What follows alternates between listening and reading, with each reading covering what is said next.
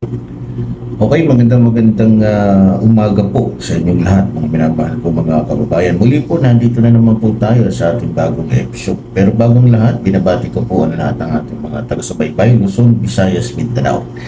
At syempre, maging ang ating mga taga-suporta po sa ibang bansa. Magandang umaga, araw o gabi man, napapanood po ninyo itong ating programa.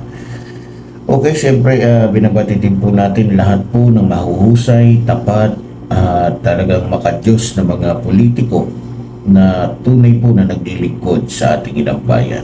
At siyempre ang ating mga kapulisan, maging ang ating mga kasundaluhan, lahat po ng mga departamento ng ating bansa na tunay pong naglilingkod. Magandang umaga po sa inyong lahat. At siyempre sa lahat po ng mga religious leader na tunay na nagmamahal sa Diyos at talagang tunay po na naglilingkod sa Diyos. Good morning po sa inyong lahat. At siyempre salamat po sa gabay at tulong po ng ating Panginoon. At sana po ay maging maganda po ang ating pag-uusapan ngayon sa awat tulong po ng Diyos. Okay, naway gabayan niya ang aking puso, ang aking isipan, maging ang aking pananalita na naaayon lamang po sa kanyang salita. Salamat po sa aral ng Diyos na nagtuturo po sa inyong lingkod sa araw-araw na mga bagay na dapat gawin, dapat sabihin na naaayon lamang sa batas. Alam nyo, aminado po ako na hindi po perpekto ang tao. Hindi po perpekto ang sino man. Tayo po'y nagkakamali sa ating pananaw, sa ating plano, sa ating sinasabi, sa ating nakikita, Kaya, pero ang kagandahan, ang Diyos po ay nagbibigay ng pag-asa, pagkakataon sa bawat isa na tayo po ay lumakad, sumunod sa tama, gumawa ng tama, mag-isip ng tama. So sa araw pong ito, tayo po ay magbibigay lamang po ng tamang reaksyon o tamang impormasyon sa mga nangyayari po sa ating lipunan. Okay, pag-uusapan po natin sa umaga po ito, mga minamahal ko mga kababayan, ito pong naging reaksyon po ni Senador Rodante Marcoleta. So, base po sa balita, si Senador Rodante Marcoleta ay hindi natuwa sa mga biro ni Vice Ganda tungkol sa kanya. So, ang pagkakaalam ko po, itong sa pinatay tungkol po sa naging biro po o joke ni Vice Ganda sa naganap na concert. Itong mga nakaraang araw lamang o hindi ko alam kung anong araw ba yun. Pero ang pagkakalam ko, wala pa yata isang linggo yung concert na yun, So, sumama po loob ni Senador Rodante Marcoleta. So, yung kanya pong naging saloobin, ayon po sa isang ulat, si Senador Marcoleta ay nagalit sa isang joke sa isang concert kung saan sinabi na tumingin ka sa mukha ni Marcoleta at tignan mo kung matatawa ka. So yun po yung naging mensahe ni Vice Ganda o kasama doon sa naging joke ni Vice Ganda. So tignan po natin yung naging reaction po ni Senador Marcoleta noong August 14, 2025 sa Senado. So, okay. Inungkat ni Marcoleta ang mga biro ni Vice Ganda at tinawag niya itong napaka-walang iyak. So, dahil po doon sa biro po ni Vice Ganda na ayon nga sa kanya, tumingin ka nga sa mukha ni Marcoleta at tignan mo kung matatawa ka. Ang naging buwelta naman po ni Senador Marcoleta ay napakawalang iya. So dahil po sa sinabi o joke ni Vice Ganda, nakapagsalita po si Senador Marcoleta ng napaka walang iya. So matindi-tindi din po yung naging banat po o naging bawi po o ganti ni Senador Marcoleta, na kung saan ay tinaon po yun, na kung saan mayroon pong nagaganap na usapin patungkol yata sa online gaming o patungkol sa e-wallet, na kung saan ay pinapaalis yung link ng mga online sabong at iba pang mga sugal, no? Okay, alam nyo, marami po kasi ang nagsasabi na yung ginawa ni Vice Ganda ay tila binayaran ng ilang mga personalidad o sinadyang gawin dahil binayaran ng ilang mga personalidad. So iniisip po nila na yun ay pananadya, yun ay isang ganti laban po sa, kung di po ako nagkakamali kasi, alam niyo po ba yung issue tungkol po doon sa ABS-CBN franchise? Kung di po ako nagkakamali, si Rodante Marcoleta ay isa sa mga kongrehista na bumoto laban sa prangkisa ng ABS-CBN noong 2020, kung saan si Vice Ganda ay isa sa mga pangunahing artista, no? Kung di po ako nagkakamali, ang ABS-CBN ay hindi pinasira, kasi marami po kasing nagsasabi pinasira, pero hindi po yun tama, hindi po yun totoo, hindi naman po pinasira, no? Ngunit hindi na nabigyan ng ng prangkisa upang magpatuloy sa pag-ere ng mga programa sa telebisyon at radyo, no? Narito ang mga pangunahing dahilan kung bakit hindi naaprubahan ang kanilang prangkisa. So, ibibigay ko lang po yung detalye para po maintindihan natin at para maging malinis o maganda po ang ating binabalita. Paglabag sa mga tuntunin ng prangkisa. So, ibig sabihin, may paglabag ang ABS-CBN tungkol po sa prangkisa. May mga aligasyon na lumabag ang ABS-CBN sa mga terms ng kanilang prangkisa. Kabilang ang mga issue tungkol sa pagmamay-ari, paggamit ng PDRS, Philippine Depositary Receipts, at iba pang mga regulasyon. Pagkwestiyon sa pagkamamamayan. Kinwestiyon din ang pagkamamamayan ng Chairman Emeritus ng ABS-CBN na si Eugenio Gabi Lopez III. Political bendita. Maraming kritiko ang naniniwala na ang hindi pag-renew ng prangkisa ay isang uri ng political bendita laban sa ABS-CBN dahil sa hindi umano pag-ere ng ilang political ads noong 2016 elections at pagiging kritiko ng network sa administrasyong Duterte. So yun po ang dahilan. Dahil sa hindi pag-renew ng prangkisa, napilitan ang ABS-CBN na ihinto ang kanilang free-to-air broadcast operations noong Mayo 5, 2020. Gayunpaman, nagpatuloy sila sa paggawa ng mga programa na napapanahon sa iba't ibang platform tulad ng cable, online at sa pamamagitan ng pakikipag-partner sa ibang networks.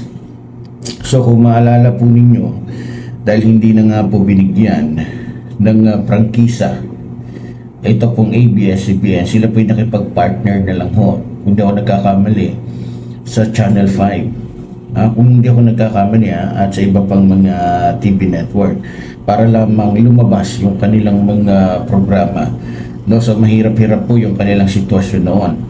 So maalala po natin na ang dahilan po kung bakit po hindi sila nakapag-renew dahil nga po sa may ano po dito, usapin po patungkol sa politika, no?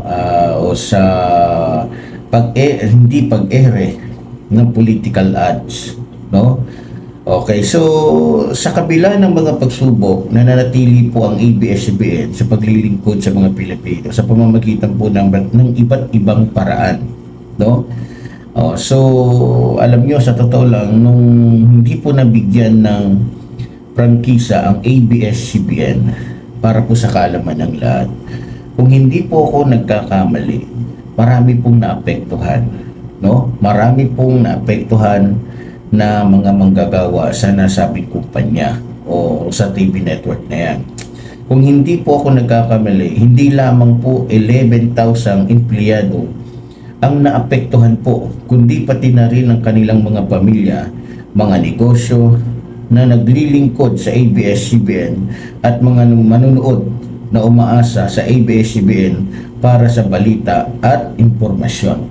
So, kaya nga po, ang iniisip po ng ating mga kababayan na hindi kaya isang pagganti ang ginawa na nitong ni Vice Ganda sa ginawa o sa pagpirma ni Marcoleta o sa ginawa ng nakaraang administrasyon na hindi binigyan ng prangkisa ang nasabing TV network. Alam po natin na tulad ng sinabi ko, si Vice Ganda po ay kabilang sa mga artista o bigating artista sa ABS-CBN. Alam niyo, si Marcoleta at Rodrigo Duterte ay may mahalagang papel po kasi sa postpone o pag hindi pagbibigay ng prangkisa sa ABS-CBN. So si Duterte ay nagpahayag, kung maalala po ninyo, ng kanyang pagkadismaya sa ABS-CBN dahil sa hindi pag-ere ng ilang political ads noong 2016 elections. Bago pa man ang hindi pag-renew ng prangkisa, nagbanta na si dating Pangulong Rodrigo Roa Duterte na ipapasara niya ang ABS-CBN at hinimok ang mga may-ari na ibenta na lamang ito sa iba. So, kung uunawain po ninyo, bago pa po ang hindi pagbibigay ng prangkisa sa ABS-CBN, may banta na po. No? May banta na. So, pumunta po tayo dito kay Marcoleta, kay Senador Marcoleta. Si Marcoleta ay isa sa mga kongrehistang tumutol sa pag-renew ng prangkisa ng ABS-CBN. Kinwestiyon niya ang ilang issue tulad ng paggamit ng PDRS at pagkamamamayan ni Gabby Lopez. Sinabi rin niya na ang hindi pag-renew ng prangkisa ay dahil sa mga kasalanan ng ABS-CBN. So, bagamat po hindi direktang sinabi ng Malacanang ng mga panahon na yon na naimpluwensyahan ni Duterte o ni dating Pangulong Rodrigo Roa Duterte ang mga kongrehista, ang kanyang mga pahayag at mga boto ng mga kaalyado niya sa Kongreso ay nagresulta sa hindi pagbibigay ng bagong prangkisa sa ABS-CBN.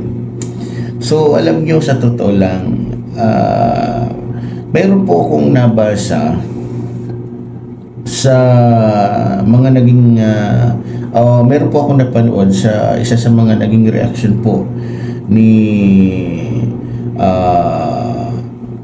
Senador Dante Marcoleta, yung tungkol po sa joke. So meron po siyang sinabi doon na ang joke ay maganda. Hindi po siya kontra sa joke, hindi po siya total na. Sa totoo lang, nabanggit niya doon sa pag-uusap nila doon sa kanilang programa sa TV Net25, okay, na hindi daw maganda kasi nakakapagpasaya naman daw ng taong bayan, no? Nabanggit niya, kung di ako nagkakamali, yung pangalan po ni Dolphy, no, nila Panchito, no, so marami po siyang nabanggit doon, para maintindihan po natin. Sige, eto na lang, pagpapanoorin po natin, okay, dahil lang po, okay, dahil lang. Hindi ka makakipot sa kapwa mo. Siguro pwedeng tanongin wala ba ka magpapayo sa kanya? Hindi talaga tunay na kaibigan kaya. Diba? Wala. Okay naman yun. Marami naman tayong komedya. Maraming komedyante. Nakita mo naman yung mga institusyon sa komedya. Dolby. King of Comedy. Sino ang makikipagdebate na yung mga taong yun nakapagbigay ng talagang kasiyahan, pagpapasaya sa marami nating kababayan. Lalong-lalo na sa kahirapan ng buhay, di ba? Panchito, di ba? Aping Daldal, Chiquito, marami, hindi yan. Pagpapasaya, isang lehitimong gawain, isang lehitimong profesyon. At talaga namang kailangan ng isang lipunan. Alam ka na, puro na lang tayo kalungkutan lang. Hindi naman pa pwede yun. Wala bang, di ba? Oo. Pero kapag gumawa ka ng isang bagay, pinilit mong magpatawa, para alipustahin mo ang kapwa mo. At the expense of others. Di ba, pang-alipusta, paglalait. Nasa tao pag-iisip ba yung tao na yun, Nelson? Parang binanggit nyo kanina, parang Pareto. Ikaw na sumaya. Pero yung isa ay pinalungkot mo. Hindi, malayo ang Pareto ron. Meron doktrina pa yun, kaya ayoko na lang palawakin. Ang ibig kong sabihin doon, kung talagang ang gawain, kung talagang legitimate, ba't hindi ka pa makakapagpatawa nang hindi ka mga alipusta ng kapwa mo? Siguro pwedeng tanongin wala bang kamag-anak yun na magpapayo sa kanya? Yung talagang tunay na kamag-anak. Kaibigan. Kaibigan kaya. Nakakaawa di ba? Sino bang tao ang masasabi mo na walang kapintasan? Lahat naman ang tao. Tama naman. Pero Huwag mong gagawing katatawanan ang kapintasan. yun Lalong-lalo na ikaw ang pinakamaraming kapintasan. Halimbawa. Sa bagay, Siya nga, may problema sa sarili niya Hindi niya malaman kung lalaki siya o babae siya. Problema yun. Alam mo, sa psycho. So, sa totoo lang mga minamahal ko mga kababayan, hindi po sa pagkampi po kay Senador Marcoleta, no? May punto po siya Ako aminado ko na minsan ko na rin ginawa yan. Na para bagang pag nagsalita ako wala akong kapintasan. Ito maging totoo lang po tayo para po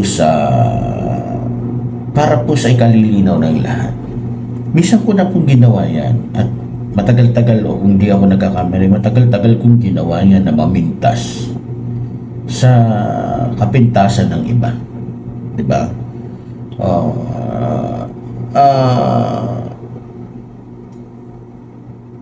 Pero na-realize ko itong mga huling araw na may mga bagay na hindi maganda. May mga sinasabi tayong hindi maganda na kumbaga mararamdaman mo na kapag sinabi mo sa kanila parang babalik lang din sa'yo. So nakakahiyang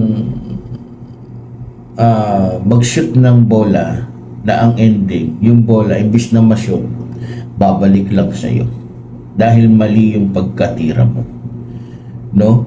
So ang punto po doon ni Senador Marcoleta, hindi ka ba pwedeng mag-joke nang hindi ka nakakasakit o nakaka-insulto ng ibang tao? Alam niyo, nung pinanood ko po dati yung joke nila Panchito, nila Dolphy, yung Tito Vic and Joey, mga mga joker yung mga yan. Gumagamit sila ng pangalan, pero kung hindi ako nagkakamali, yung mga tao na ini-involve nila sa kanilang joke, ay siguro ay mayroon po silang hinihinging authorization na pwede bang gamitin natin ang pangalan mo sa gagawin naming joke. kung meron silang authorized, humihingi sila ng permiso. So, ang tanong, pwede bang gamitin sa isang joke o sa isang comedy yung pangalan ng isang tao? Ang sagot ko po dyan, oo. Para sa akin pwedeng gumamit ng pangalan ng tao sa joke. Pero, may mga dapat isaalang-alang para hindi masaktan o maging insensitive na yung o kailangan mong humingi ng permiso para hindi po masaktan yung mai-involve na pangalan doon. So para sa akin, ito po yung mga dapat na isaalang-alang concert, dapat mayroon kang consent. Ano ba yung consent? Ito po yung kung saan kung ang joke ay tulad sa isang tunay na tao na kilala mo. Ito mahalagang hingin ang kanyang pahintulot bago ito ikwento. Diba? Kasi sa joke may yung context.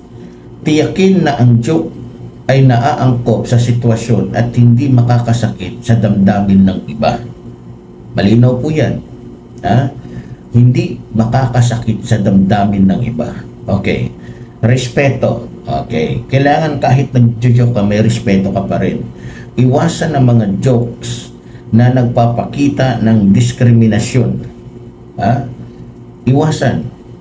Sa pag-joke, kailangan may respeto ka pa rin. Iwasan ang mga jokes na nagpapakita ng diskriminasyon.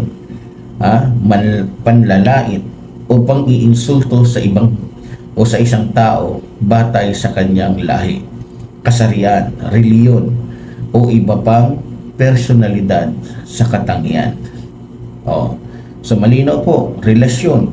Kung ang mga joke ay tungkol sa isang kaibigan o pamilya, tiyakin na hindi ito makakasira sa inyong relasyon. Okay? Pampublikong figura. Okay. Kung ang joke ay tungkol sa isang pampublikong figura, maaaring mas malawak ang leeway. Ngunit mahalaga pa rin na maging responsable at iwasan ang mga malisyosong pahayag. Halimbawa, hindi okay. Alam mo ba kung bakit bobo si pang yan? So, huwag kang babanggit ng kasi nakakasakit yun. Kasi dapat iiwasan po natin yung ganitong uri ng joke dahil ito ay direktang nakakasakit at nagpapahiya sa isang tao. Diba? So, ilan lamang po yan, mga kababayan ko, sa mga dapat malaman ng isang taong ang kanyang trabaho ay ang pagpapasaya sa pamamagitan po ng joke. No? So kung kukunin po natin yung punto po o yung dahilan kung bakit po nagalit si Senador Marcoleta, may dahilan po.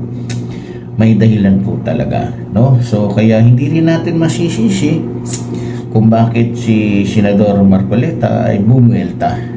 So tama po na kung meron man pong mas alam niyo naman kalagayan po ni Vice Ganda, tama po yung sinabi ni Senador Marcoleta na kung meron man ditong di ba, may problema ikaw dahil hindi mo alam kung ikaw ay lalaki o babae. So sa Biblia po, sa panahon po na hindi pa nasusunog ang yung isang lugar sa Biblia, kung di ako nagkakamali, paki-comment na lang po. Sodoma Gomora, doon po sa Biblia mababasa natin na kaya po sinunog ng Diyos yung lugar na yon dahil po sa mga bakla na kung saan nakikipag-sex po sa kapwa nila lalaki. At hindi lang yon, pati doon sa mga babae na nakikipag-sex sa kapwa nila babae. So, alamin niyo mga kababayan, yung ibang mga kababayan natin ay may reaction din po o may sinasabi tungkol po sa joke ni Vice Ganda tungkol sa jet ski, no? sa totoo lang, kung di po ako nagkakamali, meron po kasi talagang kumbaga sinabi, meron pong ipinangako kasi si dating Pangulong Rodrigo Roa Duterte.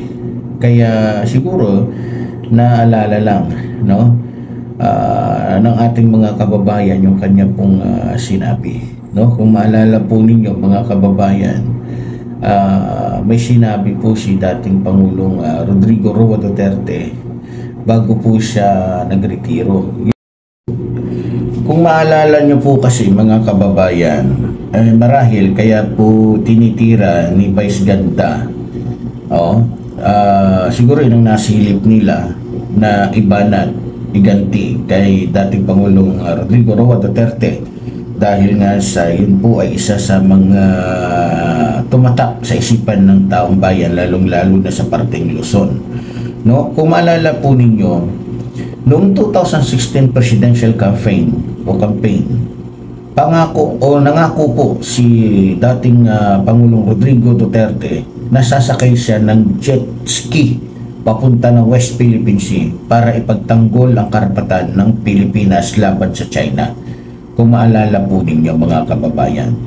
So sinabi po ni Duterte sa isang presidential debate na sasakay siya ng jet ski papunta sa Spratly o Panatag, Scarborough Shoal para itanim ang watawat ng ating bansa, no?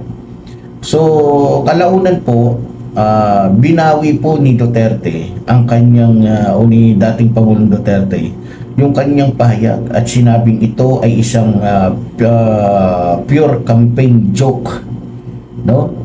So nasaktan po, dahil po sa kanyang sinabi na yun ay isang pure campaign joke lamang at ang mga naniniwala dito ay stupid o estupido, di ba? So nung sinabi po ngayon, alam niyo ba kung anong naging reaksyon ng taong bayan? Ano ang naging reaksyon ng mga taong umasa at naniwala sa kanyang sinabi nung kasagsagan ng kampanya na siya ay gustong magpahalal bilang isang Pangulo? Ikinalungkot po ng mga mangingisda ang pagbawi ni Duterte sa kanyang pangako, no? Dahil umaasa sila na ipagtatanggol niya ang kanilang karapatan sa West Philippine Sea. Kaya sa totoo lang, ang pangako po ni Duterte na sasakay siya ng jet ski ay naging simbolo po ng kanyang mga pahayag noong kampanya tungkol sa pagprotekta sa soberenya ng Pilipinas sa West Philippine Sea. So sa totoo lang, nasaktan po talaga. Sobrang dami pong mga Pilipino, isa na po ako doon, na nasaktan nung sinabi niyang mga estupido. Alam niyo ba yung salitang estupido? Masakit po yun. Lalong-lalo na sa mga Pilipino naniwala na sobra sa kanyang pangako noon na hindi naman niya agad binawi na isa lamang joke. Nung hindi niya kayang gawin, hindi naman po ang laging nangyayari. Marami pong time na kapag yung isang bagay ay hindi niya nagawa, ay sasabihin lang po niya, isa lamang yung joke. At yun po ang sasabihin ng kanyang mga tagapagsalita na hindi totoo yun dahil yun ay isa lamang joke, no? So sa totoo lang mga minamahal ko mga kababayan, nasaktan po talaga ang mga Pilipino, lalong-lalo na po yung nakita na ng mga Pilipino na yung sinasabing bansa na kakalabanin ni dating Pangulong Rodrigo Roa Duterte ay naging kaibigan pa at naging ni dating Pangulong Rodrigo Roa Duterte. So bagamat walang direktang pahayag si dating Pangulo Rodrigo Roa Duterte na gusto niyang gawing probinsya ang China, ang Pilipinas, ngunit ang kanyang mga palisiya at pahayag ay nagpapakita ng pagiging malapit sa China. So nagulat po doon ang mga kababayan, lalong-lalo na po nung umugong na gusto niyang yung joke din niya, yun dinaan din niya sa joke, na gusto niyang gawing probinsya na lang ang bansang ito, no? So sa simula ng kanyang termino, ipinahayag po ni Duterte, kung maalala po ninyo, ang kanyang separasyon mula po sa Estados Unidos, kung maalala po ninyo, at pagiging dependent sa China para sa tulong pang-ekonomiya. So sa totoo lang, marami pong nagulat dahil ang inaasahan po ng ating mga kababayan ay iba po sa kanilang nakita. So akala nila yung sa sinasabi ni dating Pangulong Rodrigo Duterte ay matutupad, no? So yun pala ay hindi totoo. So, kumbaga sa madaling salita, nadala po tayo sa kanyang pangako na hindi naman pala totoo dahil yun po ay isa lamang joke. So siguro kaya yun ang ginamit ni Vice Ganda na pangganti, no? Habang si dating Pangulong Rodrigo Duterte ay nakakulong po sa ICC. Alam nyo, pag-usapan po natin yung isang taong walang isang salita o lagi na lamang nag-joke. Sa totoo lang, para sa akin, dahil nga po si dating Pangulong Rodrigo Duterte isang Pangulo, ang taong walang isang salita po para sa akin ay may iba't ibang tawag depende sa konteksto at kung paano siya tinitignan. Narito po yung ilan sa mga nalalaman ko. Kasi sa totoo lang, nahulog po kasi na nagsinungaling si dating Pangulong Rodrigo Duterte sa mga Pilipino. Kasi pinaasa nga niya seryoso siya nung sinabi niya, tapos bandang huli, ilang taon na umasa, nangarap, at nilagay nila sa kanilang puso't isipan yung sinabi niya, ang ending joke. Para kang naniwala sa isang babae, diba, na mahal ka niya dahil sinabi niya, pero ending, sasabihin lang sa'yo ng babae, joke lang yun. Di ba masakit yun? Lalong-lalo na kung maririnig mo yan sa isang Pangulo na ang pinag-uusapan po niya at kanilang inaasahan yung karapatan po ng mga Pilipino sa sarili nating teritoryo. So, nahulog po na nagsinungaling po si dating Pangulong Rodrigo Duterte. So, pag-usapan po natin ang sinungaling, no? Yung pagiging sinungaling. Ito ang pinakadirektang tawag sa isang taong hindi tumutupad sa kanyang mga pangako o sinasabi ang hindi totoo. Mapagkunwari. So ito po yung ugali po ng isang taong kumbaga hindi totoo sa kanyang sinasabi, na kumbaga may tuturing nating sinungaling. So ang isa po sa kanyang karakter ay yung pagiging mapagkunwari, no? Ang taong hindi nagpapakita ng ibang pag-uugali sa harap ng ibang tao, no? So sa totoo lang, mahirap yan, na ulitin ko, ang taong ito ay nagpapakita ng ibang pag-uugali sa harap ng ibang tao. So ibig sabihin, iba yung pinapakita niya, sinasabi niya doon sa totoong plano niya. So yung sinungaling at hindi totoo sa kanyang sinasabi ay hindi lamang po mapagkunwari, kundi ito po ay isang traitor, no? Traitor po ang tawag dyan. Tawag sa taong nagtataksil sa kanyang mga pangako o kasunduan, lalo na sa mga bagay na may kinalaman sa katapatan. Yun. So eto pa, irresponsable.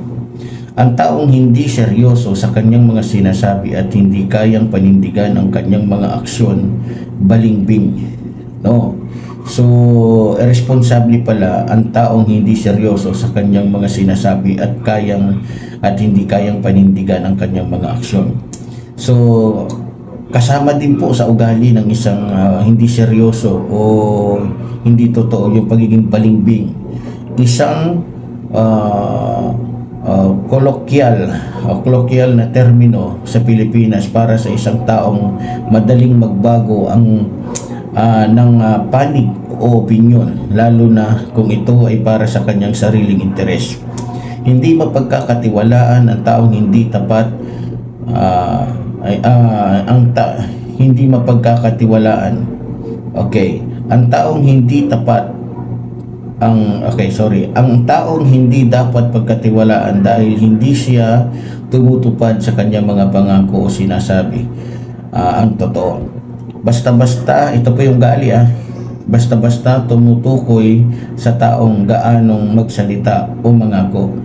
Paasa, ito ay isang informal na termino na tumutukoy sa isang taong nagbibigay ng pag-asa o pangako ngunit hindi naman tinutupad. Ang pagiging walang isang salita ay maaaring magdulot ng problema sa relasyon, trabaho at iba pang aspeto ng buhay. So, sa totoo lang, nakita naman po natin yan. Hindi po tayo umaano dito pero nakita po natin yan. May mga sinasabi po kasi si dating Pangulong Rodrigo Roa Duterte na pabago-bago. Katulad na lamang po yung sinabi niya na bangag ang ating Pangulo pero kinabukasan din agad binawi niya. Samantalang milyon-milyon po ang nakapanood sa sinabi niyang may bangag tayo na presidente. Na kinabukasan, nagpa-interview siya, anong sabi niya? Hindi niya sinabi yun at wala siyang sinabi. So gusto niyang gawin bulag, bingi ang mga Pilipino sa kanilang mga nakikita o naririnig. So brutalan po yun, parang hayagan po na pagsisinungaling yun. Ewan ko po kung nakikita po ng ating mga kababayan yan, lalong-lalo na po yung mga DDS. Pero gano'n pa man, inirespeto po natin sila, no? So tayo po dito ay magpapahayag lamang po ng ayon po sa ating nalalaman. So tulad po ng sinabi ko, dapat lang po siguro na humingi ng pasyensya si Vice Ganda sa kanyang ginawa, no? Kasi mahirap na. Alam niyo naman, di ba? Artista siya, sikat siya, so baka mabawasan yung kanyang mga followers, di ba? So hindi naman kabawasan para isa siyang tao na humingi ng tawad kung sakaling ikaw man ay talagang nagkasala o nagkamali sa iyong sinabi, sa iyong pag-aakusa.